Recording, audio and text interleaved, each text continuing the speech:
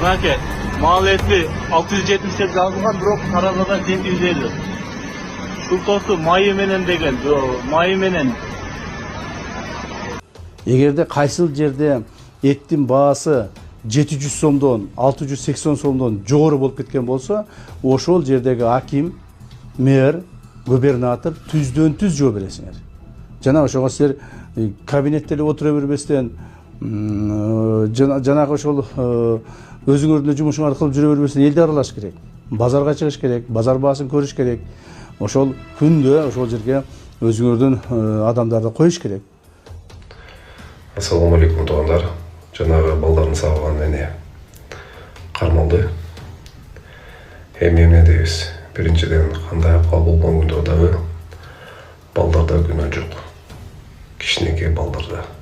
Силер балдардын психикасын бузуп, өлтүрүп тепкилеп атасыңар. Кийин ошо балдар чоңоюп, травма алып, жаман опасный нерселерге барат. Ошон үчүн ушул аялды мыйзам чегинде ушул аялга чара көрүлсүн. Кармалды кыргыз элим. Дагы бир медиа ачууга кандай муктаждык жаралды? А также начал вещать в Киргизии новый телевизионный канал на русском языке Намат ТВ. Эмне зыяны бар мен билбейм. Пропагандалык максатта негизделген. Они решили вплотную заняться Центральной Азией. Русский язык, он мой родной. 50 000 сомдон өлчөмүндө ижара келишим түздүк. Мектептер ачылып жатат, орус тилинде бере турчу. Сохраняется бережное отношение к русскому языку. Так сказать, вот они решили с тыла зайти. Бишкектин борбору Ала Тоо аянтында мына жаңы ачылган Номат ТВ телеканалынын көчмө студиясы орнотулган. Негизи Кыргызстанда Орусиянын бир катар телеканалы, маалымат агенттиктери ишин алып барат. Дагы бир медиа ачууга кандай муктаждык жаралды? Номат ТВнын артында ким турат, ким каржылайт, максаты эмне? Орус пропагандасынын караныбы же жокпу? Алдыда ушул жана башка суроолорго жооп издейбиз. Менин аты жөнүм Асель Шамилова. Биз менен бирге болуңуз.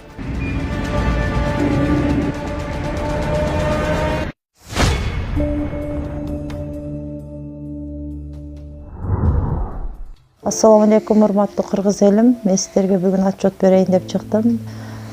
Сиздерден чогулган акча 450 000 болду. Биз мындан 3,5 жыл мурун Ош-Бишкек жолунда катуу жол кырсыгына кабылып, балам баса албай калган.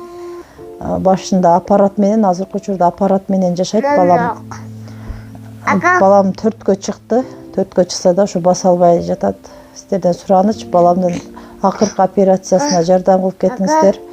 Дагы да кайрымдуулукка муктаж болуп турабыз биз. Операция Түркия мамлекетинде болгондуктан 45 000 улар каражаты керектөлүүдө. Бизде андай сумма жок болгондуктан сиздерден кайрымдуу кыргыз элине жардам сурап кайрылдык. Сиздерден суранарым, баламдын басып кетишине себепкер болуңуздар. Аллах таалам баарыңыздардан ыраазы болсун. Баланын бир жери ооруса, эненин жүрөгү ооруйт экен. Сиздерден суранарым, ушу балам дагы көптүн катарында басып ойноп кетүүсүн каалайм. Мен дагы кайрымдуу кылып коюңуздар, кайрымдуулукту сиздерден сураныч.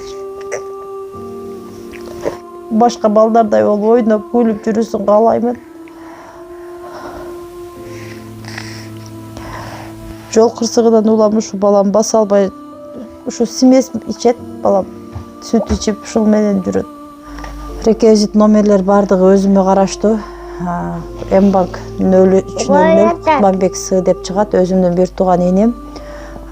Кайрымдуулук кылып коюңуздар, сиздерден сураныч. Россия өлкөсүнөн котором дегендерге 7807 Кундузай деп чыгат, алда өзүмдүн сиңдим. Кайрымдуу кылып кетиңиздер, сиздерден сураныч, баарыңыздардан Аллах таалам ыраазы болсун.